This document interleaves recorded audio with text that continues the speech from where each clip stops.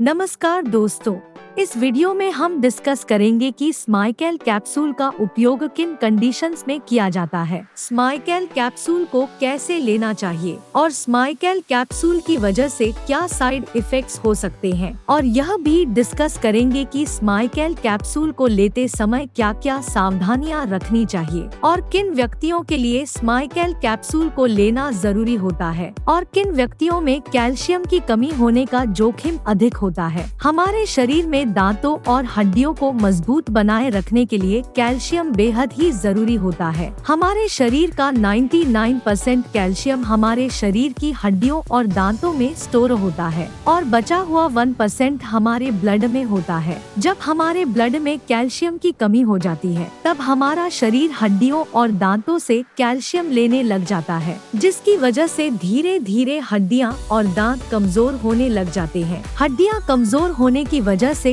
हड्डियों में हल्की सी चोट या गिरने की वजह से भी फ्रैक्चर हो सकता है। कैल्शियम की कमी की वजह से दांतों की जड़ें कमजोर हो जाती है और दांत भंगुर होकर टूटने लगते हैं और छोटे बच्चों में कैल्शियम की कमी होने पर उनके दांतों को निकलने में देरी हो सकती है या लंबा समय लग सकता है। बच्चों में कैल्शियम की कमी लंबे समय तक रहने पर उनकी हाइट भी कम रह सकती है। कैल्शियम की कमी की वजह से बच्चों में रिकेट्स हो सकता है और अडल्ट्स में ऑस्टियोमलेशिया और ओस्टियोपोरोसिस होने का रिस्क अधिक हो जाता है। ओस्टियोपोरोसिस एक हड्डियों का रोग है जिसमें हड्डियां बहुत ही कमजोर व अंदर से खोखली हो जाती है, जिसकी वजह से हड्डियों में हल्की सी चोट या गिरने की वजह से भी फ्रैक्चर हो सकता है। शरीर में कैल्शियम की कमी होने पर शरीर की हड्डियों और जोड़ों में दर्द रहने की समस्या भी हो सकती है। कैल्शियम के साथ विटामिन डी भी लेना जरूरी होता है। शरीर में विटामिन डी की कमी होने पर भी कैल्शियम की कमी हो सकती है, क्योंकि विटामिन डी शरीर में कैल्शियम के अवशोषण में मदद करता है और शरीर में विटामिन डी की कमी होने पर शरीर भोजन से कैल्शियम का अवशोषण अच्छी तरह से नहीं कर पाता है, जिसकी वजह से शरीर में कैल्शियम की कमी हो सकती है। अगर आप कैल्शियम की कमी को पूरा करने के लिए अकेले कैल्शियम के सप्लीमेंट्स ले रहे हैं तो ऐसी स्थिति में आपके द्वारा लिए जाने वाले कैल्शियम के सप्लीमेंट्स बेकार है, क्योंकि विटामिन डी के बिना आपके शरीर में कैल्शियम का अवशोषण नहीं होगा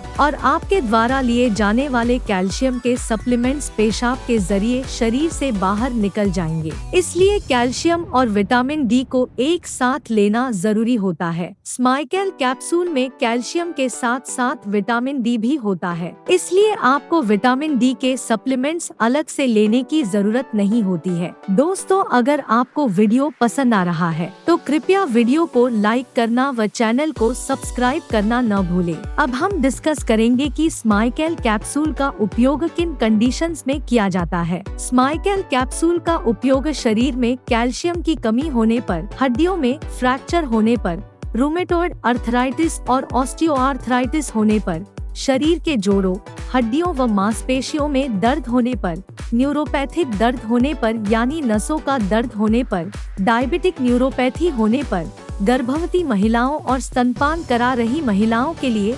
ऑस्टियोपोरोसिस होने पर, ऑस्टियोमलेशिया या रिकेट्स होने पर, शरीर में न्यूट्रिशन की कमी होने पर, शरीर में दांतों, जोड़ों और हड्डियों को स्वस्थ बनाए रखने के लिए, और जो व्यक्ति मिर्गी या दौरों की दवाइयां ले रहे हैं जैसे फेनोबार्बिटल, फेनिटोइन, उन व्यक्तियों को भी डॉक्टर स्माइकेल कैप्सूल को लेने की सलाह दे सकता है। अब हम डिस्कस करेंगे कि किन व्यक्तियों में कैल्शियम की कमी होने का जोखिम अधिक होता है और किन व्यक्तियों को स्माइकेल कैप्सूल को लेने की जरूरत पड़ सकती है। जो व्यक्ति शुद्ध शाकाहारी डाइट लेते हैं और दूध, दही जैसे डेयरी प्रोडक्ट्स का सेवन बहुत कम मात्रा में करते हैं, ऐसे व्यक्तियों में कैल्शियम की कमी होने का जोखिम अधिक होता है। इसलिए ऐसे व्यक्तियों को स्माइकेल कैप्सूल को लेने की जरूरत पड़ सकती है। महिलाओं में मेनोपॉज के बाद एस्ट्रोजन हार्मोन का प्रोडक्शन कम हो जाता है, जिसकी वजह से महिलाओं में मेनोपॉज के बाद कैल्शियम की कमी बहुत जल्दी होती है और ऑस्टियोपोरोसिस होने का रिस्क भी अधिक हो जाता है। इसलिए कैल्शियम की कमी को पूरा करने के लिए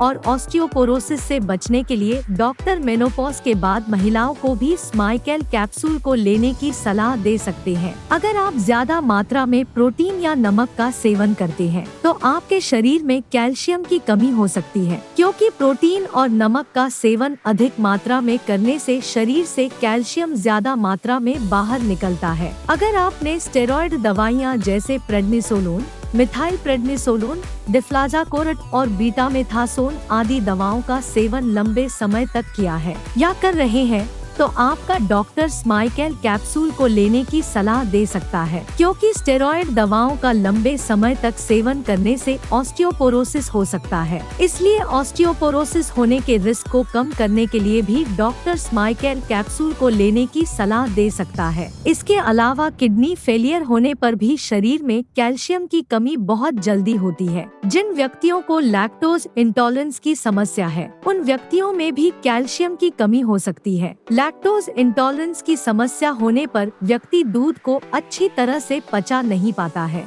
जिसकी वजह से भी शरीर में कैल्शियम की कमी हो सकती है। अगर किसी व्यक्ति को दूध को पीने के बाद पेट में दर्द, पेट में गैस, पेट में भारीपन, दस्त या स्टूल के अंदर फैट आती है तो ये लक्षण लैक्टोज इंटॉलरेंस के हो सकते हैं। अब हम डिस्कस करेंगे कि स्माइकेल कैप्सूल को कैसे लेना रिकमेंडेड होता है। स्माइकेल कैप्सूल को खाना खाने के बाद लेना रिकमेंडेड होता है। स्माइकेल कैप्सूल को आप हल्के गर्म दूध या हल्के गर्म पानी के साथ ले सकते हैं। आमतौर पर 18 साल से अधिक उम्र के ज्यादातर व्यक्तियों को डॉक्टर स्माइकेल कैप्सूल को दिन में एक ही बार लेने की सलाह देते हैं। स्माइकेल कैप्सूल की डोज उम्र, शरीर के वजन और बीमारी की गंभीरता के आधार पर कुछ व्यक्तियों में इससे अलग भी हो सकती है। इसलिए आपको स्माइकेल कैप्सूल को आपके डॉक्टर द्वारा बताई गई डोज में ही लेना चाहिए। स्माइकेल कैप्सूल को कितने समय तक लेना चाहिए, यह उम्र और बीमारी की गंभीरता के आधार पर सभी व्यक्तियों में अलग अलग हो सकता है। इसलिए स्माइकेल कैप्सूल को डॉक्टर की सलाह के बिना ज्यादा लंबे समय तक नहीं लेना चाहिए। कैल्शियम का सबसे अच्छा स्रोत दूध को माना जाता है और दूध से बने उत्पाद जैसे कि पनीर और दही में भी कैल्शियम अधिक मात्रा में पाया जाता है। इसलिए अगर आप अपने शरीर की कैल्शियम की कमी को प्राकृतिक खाद्य पदार्थों से पूरा करना चाहते हैं तो आपको इनका सेवन पर्याप्त मात्रा में करना चाहिए। 1 लीटर दूध में लगभग 1300 mg कैल्शियम होता है। अगर कोई व्यक्ति या बच्चा प्रतिदिन 1 लीटर दूध को 2 भागों में बांटकर सुबह शाम पी लेता है तो उसमें कैल्शियम की कमी नहीं होती है। इसके अलावा मूंग दाल, बादाम, नारियल, सोयाबीन, आम, संतरा और आंवला भी कैल्शियम से भरपूर होते हैं। इसलिए इनका सेवन आपको भरपूर मात्रा में करना चाहिए। साइड इफेक्ट्स की बात करें तो वैसे तो स्माइकेल कैप्सूल एक बहुत ही सुरक्षित दवा है और ज्यादातर व्यक्तियों में स्माइकेल कैप्सूल की वजह से कोई साइड इफेक्ट्स नहीं होते हैं। लेकिन अगर आप स्माइकेल कैप्सूल को रिकमेंडेड डोज से ज्यादा डोज में लेते हैं तो इसकी वजह से ब्लड में कैल्शियम का लेवल ज्यादा हो सकता है, जिसको हाइपरकैल्सीमिया भी कहते हैं। शरीर में कैल्शियम का स्तर ज्यादा होना भी नुकसानदायक होता है। कुछ रिसर्च में यह पाया गया है कि ब्लड में कैल्शियम का लेवल ज्यादा होने से दिल से संबंधित रोग होने का रिस्क अधिक हो जाता है। किडनी में पथरी होने का रिस्क भी अधिक हो जाता है। इसलिए डॉक्टर की सलाह के बिना स्माइकेल कैप्सूल को ज्यादा डोज में या ज्यादा लंबे समय तक लेने से बचना चाहिए। अब हम डिस्कस करेंगे कि स्माइकेल कैप्सूल को लेते समय क्या क्या सावधानियां रखनी चाहिए।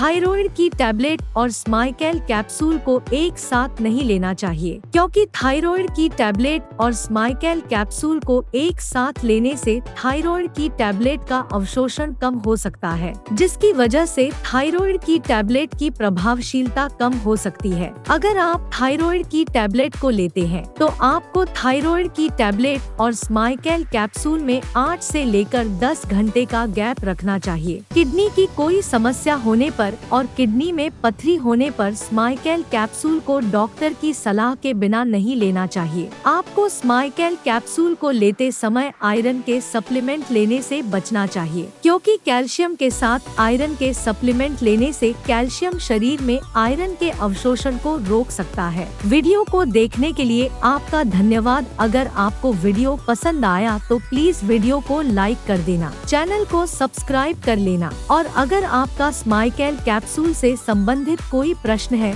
तो आप कमेंट करके पूछ सकते हैं।